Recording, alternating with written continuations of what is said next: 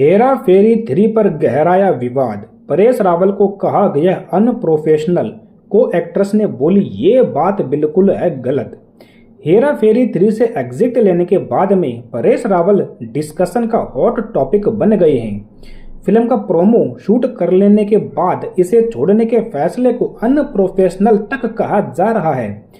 ऐसे में उनका सपोर्ट करते हुए को एक्ट्रेस पायल घोष ने यह कहा कि परेश सर अनप्रोफेशनल हो ही नहीं सकते।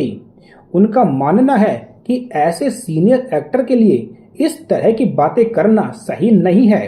इतने साल इंडस्ट्री में काम करने के बाद परेश को अनप्रोफेशनल बताना बिल्कुल गलत है।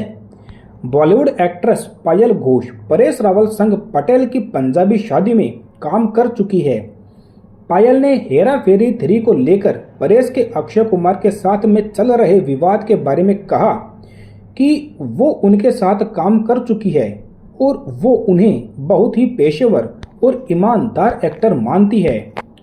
पायल ने बॉलीवुड बबल से कहा कि मैं हेरा फेरी 3 के विवाद की गहराई से जानकारी नहीं रखती, इसलिए इस पर कुछ भी कहना सही नहीं होगा। लेकिन मीडिया में जो खबरें आ रही है कि परेश रावल अनप्रोफेशनल हैं, वो मुझे बिल्कुल एक्सेप्ट नहीं है।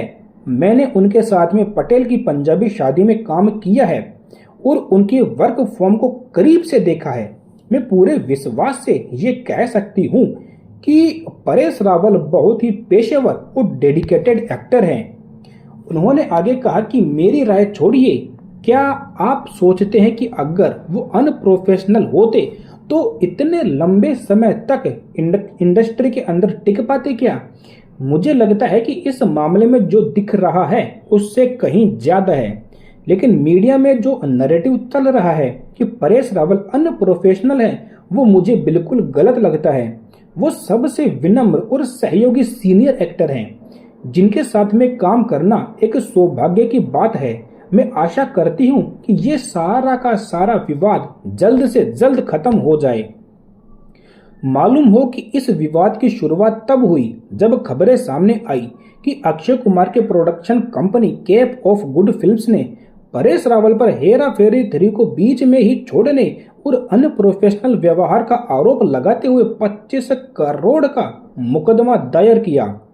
हालांकि परेश रावल की कानूनी टीम ने इन आरोपों का खंडन करते हुए यह कहा कि फिल्म के लिए कोई ऑफिशियल स्क्रिप्ट, कॉन्ट्रैक्ट या फिर क्लैरिटी नहीं थी, जिससे परेश रावल पर कोई लीगल रोक नहीं लगाई जा सकती।